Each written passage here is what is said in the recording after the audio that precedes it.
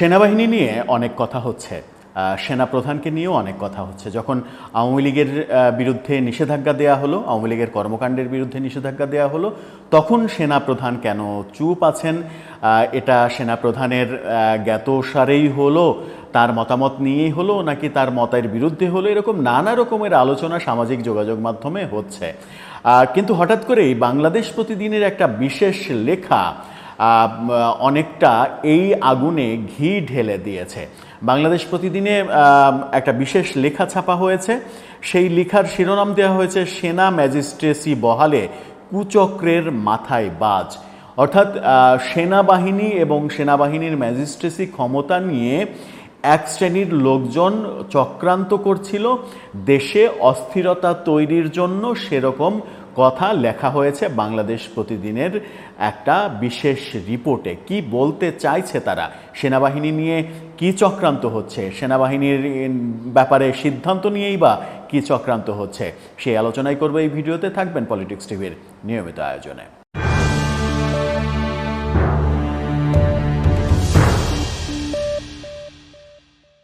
দর্শক, পলিটিক্স টিভির নিয়মিত ভিডিওগুলো স্পন্সর করছে প্রজাপতি.টিভি, নতুন ওটিটি প্ল্যাটফর্ম। আপনারা চাইলে ইউটিউবে, ফেসবুকে, ইনস্টাগ্রামে, টিকটকে দেখে নিতে পারেন। ডেসক্রিপশন বক্সে লিঙ্ক দেওয়া থাকবে, সেখান থেকেও আপনারা দেখে নিতে পারেন প্রজাপতির কার্যক্রম। বলছিলাম সেনাবাহিনীর কথা, সেনাপ্রধানের কথা। সেনাপ্রধানকে নিয়ে নানা রকমের গুজব চারিদিকে রটানো হচ্ছে। গুজবের মধ্যে রয়েছে সেনাপ্রধান সাম্প্রতিক সময়ে আমেরিকায় সফরে যাওয়ার কথা, কিন্তু তিনি তার সফর বাতিল করেছেন। অতি উৎসাহীরা বলার চেষ্টা করছেন সেনাপ্রধানকে তার পদ থেকে সরিয়ে দেওয়া হচ্ছে। আবার আরও বেশি অতি উৎসাহীরা বলার চেষ্টা করছেন এই সরকার নাকি পুনরায় আবার রাষ্ট্রপতিকে সরিয়ে দেওয়ার ব্যাপারে নীতিগত সিদ্ধান্ত নিয়ে ফেলেছে, এখন সেটা বাস্তবায়ন হতে বাকি। নানা রকমের গুজব, প্রোপাগান্ডা, আলোচনা সামাজিক যোগাযোগ মাধ্যমে ভরপুর।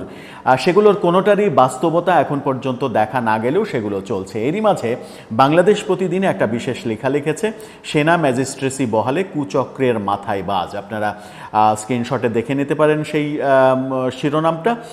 তারা সেখানে যেটা বলছে সেটা হচ্ছে যে মহল বিশেষ খুব আশায় ছিল সেনা, নৌ ও বিমান বাহিনী কর্মকর্তাদের ম্যাজিস্ট্রেসি আর থাকছে না, মাঠেও থাকবে না বাহিনীগুলো, এবার ঠিকই তাদের তুলে নেওয়া হবে, এমন আশায় গুড়ে বালি পড়েছে জনপ্রশাসন মন্ত্রণালয়ের একটা প্রজ্ঞাপনে। জনপ্রশাসন মন্ত্রণালয়ের নতুন প্রজ্ঞাপনকে তারা সামনে নিয়ে এসেছে এবং জনপ্রশাসন মন্ত্রণালয় যেটা বলতেছে সেটা হচ্ছে যে আগামী 14ই মে থেকে আরও 60 দিনের জন্য সেনাবাহিনীকে ম্যাজিস্ট্রেসি পাওয়ার দেয়া হয়েছে। অর্থাৎ পরবর্তী আরও 2 মাস সেনাবাহিনী মাঠে থাকবে, ম্যাজিস্ট্রেসি পাওয়ারও তাদের উপরে থাকবে। কেন এই লেখা লিখলো? এই লেখার মূল উদ্দেশ্য হচ্ছে এক শ্রেণীর কুচক্রী মহল নাকি এরকম প্ল্যান করছিল যে সেনাবাহিনীর ম্যাজিস্ট্রেসি পাওয়ার উঠে গেলে সেনাবাহিনী যদি ব্যারাকে ফিরে যায়, ক্যান্টনমেন্টে ফিরে যায়, তখন দেশে অস্থিরতা তৈরি করার একটা প্ল্যান তারা করছিল। দেশ জুড়ে নৈরাজ্য তৈরি করবে, অস্থিরতা তৈরি করবে এবং সেটার ফায়দা নেবে। সেটা কারা এই লেখাতে উল্লেখ করা হয়নি। সেই ফায়দাটা নেওয়ার জন্য আশায় বুক বেঁধেছিল, কিন্তু জনপ্রশাসন মন্ত্রণালয় যখন প্রজ্ঞাপন জারি করলো যে 14ই মে থেকে পুনরায় সেনাবাহিনী আবার মাঠে থাকছে, তখন সেই চক্রান্ত নাকি ভেস্তে গেল। কিন্তু এই ধরনের চক্রান্ত কারা করবে? এদিকে এই উদাহরণও দেয়া হচ্ছে। সম্প্রতি সেনাপ্রধান গত 8ই মে সেনাপ্রধান ডিফেন্স কলেজের একটি অনুষ্ঠানে বক্তব্য দিয়েছেন এবং সেই বক্তব্যে তিনি সেনা অফিসার, 3 বাহিনীর অফিসারদের যে বিশেষ প্রশিক্ষণ শেষে সনদ প্রদান, সেখানে অফিসারদের আগামীতে কি করতে হবে, কি করণীয়, কি ব্যাপারে সজাগ থাকতে হবে, সেই ব্যাপারে ঠান্ডা মাথায় অর্থাৎ কুল হেডেড কিছু পরামর্শ দিয়েছেন, মাথা গরম না করে। সেনাপ্রধান খুবই সতর্ক, দেশে যেন কোনো অস্থিরতা, নৈরাজ্যের সৃষ্টি না হয় সেই ব্যাপারে, সেটাই বাংলাদেশ প্রতিদিন বলার চেষ্টা করছে। বাংলাদেশ প্রতিদিনের লেখাতে তারা কি আওয়ামী লীগকে ইন্ডিকেট করে এই কথাটা বলার চেষ্টা করলো যে আওয়ামী লীগ সেনাবাহিনী যখন ব্যারাকে ফিরে যাবে, ক্যান্টনমেন্টে ফিরে যাবে, তখন সেই সুযোগে দেশে অস্থিরতা তৈরি করার একটা প্ল্যান করছিল, সেই প্ল্যানটা ভেস্তে গেল। হতে পারে তাদের ইন্ডিকেটটা আওয়ামী লীগের দিকেই যেতে পারে, কারণ এই মুহূর্তে দেশে অস্থিরতা তৈরি করতে পারে, দেশে নৈরাজ্য তৈরি করতে পারে, দেশে নৈরাজ্য তৈরি করে এক ধরনের ফায়দা লুটতে পারে, এরকম অভিযোগের তীর আওয়ামী লীগের দিকেই যাওয়ার কথা।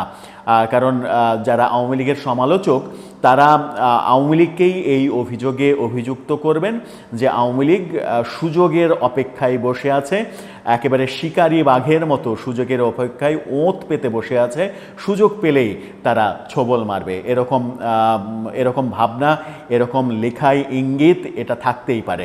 যদি বাংলাদেশ প্রতিদিন সেরকম ব্যাপারই রাখে তাহলে তো এতদিন থেকে আলোচনা চলছিল, বিভিন্নজন হাসনাত আবদুল্লাদের বিভিন্ন কথাবার্তায় তো মনে হচ্ছিল যে সেনাবাহিনী প্রধান আওয়ামী লীগের পারপাস সার্ভ করছে, আওয়ামী লীগের পক্ষে কাজ করছে, ভারতের সঙ্গে যোগ সাজসে তিনি আওয়ামী লীগের পক্ষে কাজ করছেন, এরকম নানা প্রচার প্রপাগান্ডা তো আমরা দেখেছি। বিদেশ থেকেও বিভিন্ন ওহি আসতে দেখেছি সেনা প্রধানের বিরুদ্ধে, সেনা প্রধানকে নানা রকমের ন্যাক্কারজনক সমালোচনা করে। কিন্তু আদতেও কি সেনাপ্রধান কারো পক্ষে বায়াসড হয়ে কাজ করছেন, কিংবা সেনাবাহিনী কারো পক্ষে বায়াসড হয়ে কাজ করছেন? যে সেনাবাহিনী জুলাই আগস্ট আন্দোলনে কিংবা গণ অভ্যুত্থানে সাপোর্ট না দিলে সেই অভ্যুত্থানে বিজয়টা বিলম্বিত হতে পারত, নাও হতে পারত, সেই সেনাবাহিনীকে যেভাবে আক্রমণ করা হচ্ছে, আঘাত করা হচ্ছে, নানাভাবে সমালোচনার তীরবিদ্ধ করা হচ্ছে, তাতে করে নানা রকমের প্রশ্ন সামনে আসে। আবার বাংলাদেশ প্রতিদিনের এই লেখাটা যিনি লিখেছেন তিনি যেভাবে ইন্ডিকেট করতে চাইলেন আওয়ামী লীগের দিকে, সেটারও কতটা বাস্তবতা রয়েছে, যদিও সেখানে পরিষ্কার করা নাই যে এটা আওয়ামী লীগের চক্রান্ত কিংবা আওয়ামী লীগের কর্মসূচি এরকম হতে পারত, এরকম কিছু লেখা নেই। কিন্তু মনে হচ্ছে যে আওয়ামী লীগকে ইন্ডিকেট করা হয়েছে। যদি আওয়ামী লীগকে ইন্ডিকেট করে থাকা হয় তাহলে বাস্তবতা কি? আওয়ামী লীগের কি সেই শক্তি এখন রয়েছে যে সুযোগ বুঝে ওত পেতে থেকে ঝোপ বুঝে কোপ মেরে একটা ম্যাসাকার অবস্থা তৈরি করার? আমার মনে হয় যে সেটা বোধহয় নেই, বাস্তবতা ভিন্ন। দর্শক, আপনার কি মনে হয়? এই লিখার মাঝে যা যদি আপনি বুঝে থাকেন, সেনা প্রধান এবং সেনাবাহিনীকে নিয়ে যেভাবে বিতর্কের জন্ম দেওয়া হচ্ছে সেগুলো আর কতদিন অব্যাহত থাকবে? আপনার মতামত জানিয়ে লিখতে পারেন আমাদের কমেন্ট বক্সে।